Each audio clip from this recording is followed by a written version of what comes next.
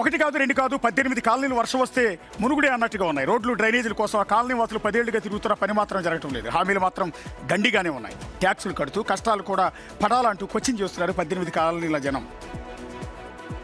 నియోజకవర్గంలో ఉన్నటువంటి Gayatri Nagar phase 1, phase 2, 3 దగ్గర ఉన్నాను. సో దాదాపు ఈ ఏరియాలలో 18 కాలనీలు ఉన్నాయి. ఈ 18 కాలనీలకు ఇప్పటి వరకు కూడా డ్రైనేజ్ సిస్టమ్ లేదు, వాటర్ ఫెసిలిటీ సరిగ్గా లేదు, రోడ్లు ఫెసిలిటీ లేదు.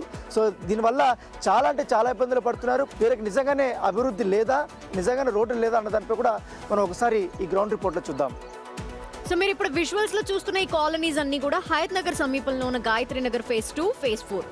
Jakkidi Ramareddy colony, Papireddy colony, Jakkidi Chandrareddy colony, Srinivasapuram, Maitri మిరోస్, సౌభాగ్యనగర్తో పాటు మరో 10 కాలనీల సీన్లు. ఇక్కడ ఒక్కసారి వర్షం పడితే చాలు రోడ్లు కనిపించవు, గుంతలు కనిపించవు, వర్షపు నీరు, మురుగునీరు మాత్రమే కనిపిస్తుంది అక్కడ. అది ఏ వర్క్ చెప్పినా కూడా వర్క్ అవుతుందని ఒకరు చెప్తారు, ఇంకొకరికి కాడికి పోతే లేదు వర్క్ అవ్వలేదు, అది క్యాన్సిల్ అవుతుందని చెప్తున్నారు. ఒకరోజు మెటీరియల్ రేపే డౌన్లోడ్ మీకు డెలివర్ చేస్తామంటారు, మళ్ళీ పోతే లేదు సార్ 2 రోజులు ఆగుద్ది, మెటీరియల్ ఎక్కడికి పోయింది అంటారు. ఒక ఓటర్గా చేసిన తప్పులు ఏంటంటే ఇక్కడ ఎమ్మెల్యేని ఒక పార్టీని ఎన్నుకోవడం, రూలింగ్ పార్టీ ఇంకోటి ఉండడం, కార్పొరేటర్ ఇంకొక పార్టీ నుంచి ఎన్నుకోవడం. మేమంటే మాకు అంతరాత్మకంగా అనుకుంది ఏంటంటే ఎప్పుడైనా ఒకరి అధికారంలో ఉంటేనే పనులు అవుతాయేమో అన్న ఉద్దేశంతో ఉన్నాము. ఇంకా ఎవరికి చెప్పుకోవాలో మేము అది అర్థం కాలేదు. ట్యాక్స్ మాత్రం బరాబర్ తీసుకుంటున్నారు. లేక స్కూల్ బస్సులు రావు, క్యాబ్ డ్రైవర్లు రావడానికి నో అంటారు. బైక్ బుక్ చేస్తే ఎక్కువ మనీ ఇస్తేనే వస్తామంటారు. ఎమర్జెన్సీ టైంలో అంబులెన్స్ కూడా కాలనీలోకి రావడం కష్టమే. వర్షం వస్తే ఇళ్లలోకి పాములు, రోడ్లపై చెప్పలేనని గుంతలు, వాటిలో పడి చాలామంది చనిపోయారు కూడా.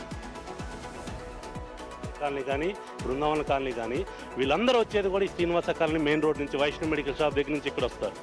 మెయిన్ రోడ్డు కూడా కనీసము మట్టి పోపించుకునేది నాదుడు లేడు, మమ్మల్ని పట్టించుకునే ఒక నాదుడు లేడు. ఎన్నోసార్లు డ్రైనేజ్ గురించి పోరాడుతున్నాం, గత 3 సంవత్సరాల నుంచి పోరాడుతున్నాం. డ్రైనేజ్ వర్క్ అయిపోయింది. ఈ వర్క్ అయిపోయిన దానికి కూడా సీసీ రోడ్డు శాంక్షన్ అయింది అంటున్నారు. ఎక్కడి నుంచి, వైష్ణవ్ మెడికల్ షాప్ దగ్గర నుంచి బృందావనం వెళ్తాం మెయిన్ రోడ్డు. ఆ మెయిన్ రోడ్డు శాంక్షన్ అయింది కూడా మరి పార్షియాలిటీ ఏందో తెలియదు, రాజకీయం పరంగా పార్షియాలిటీ ఏందో తెలీదు. కొన్ని కాలనీకి అయితే సీసీ రోడ్ శాంక్షన్ చేసి వేయించడం అయిపోయింది. అదే కాలనీకి వచ్చే మెయిన్ రోడ్ ఏదైతే ఉందో దానికి మరి రాజకీయ నాయకులకి ఎందుకు గుర్తు రావట్లేదు మాకైనా అర్థం కాని పరిస్థితి. జరిగేది ఏమీ లేదు, అంత డ్రామా అది అంతా. ఆ పార్టీ ఈ పార్టీ అని కాదు, ఏదో సొంత డబ్బులతోటి మేము మట్టించుకుంటున్నామండి. ఈ రాజకీయ నాయకులు వస్తున్నారు, ఏదో కొబ్బరికాయ కొట్టేసి వెళ్ళిపోవడము, మళ్ళీ ఏదంటే మళ్ళీ నెక్స్ట్ టైం ఎలక్షన్స్ వరకు మళ్ళీ కనిపించరు ఇక్కడ. ఇక్కడ 1 కిలోమీటర్ దూరం ఉన్న హయత్ నగర్లోనే ఇలా ఉంటే మరి మిగిలిన వ్యవస్థలు ఎలా ఉన్నాయో నాకు తెలియదు. కానీ సో వాళ్ళ ప్రాబ్లమ్స్ ఏంటో చూసాము, విన్నాం కూడా మనం. మరి వీటికి ఎండ్ కార్డ్ పడదా?